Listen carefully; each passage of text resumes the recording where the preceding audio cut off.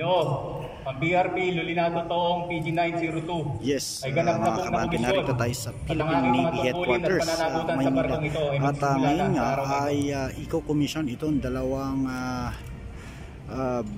barko ng Philippine Navy. Ito yung BRP Lulinato Ong at BRP Nestor Acero, no? At sa ngayon ay inihahanda na ito bago ang we shall now witness the time-honored tradition of setting of the watch.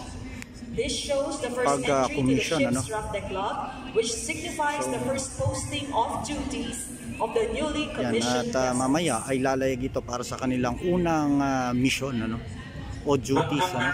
Pagtatanod. Pagtatanod.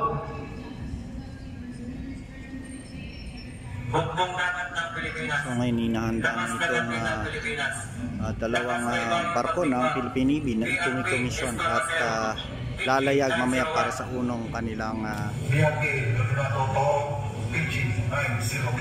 Lunes, ika-22 ng Nobyembre, taong 2022,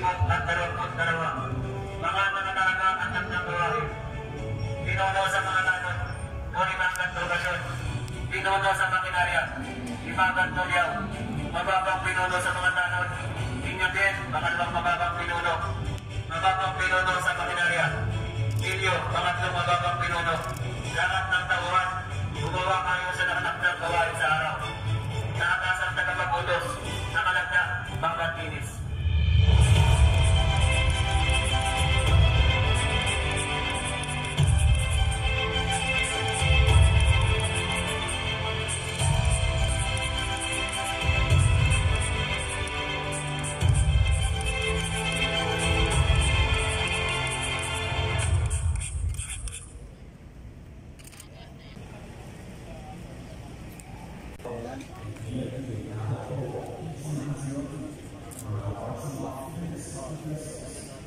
Thank you.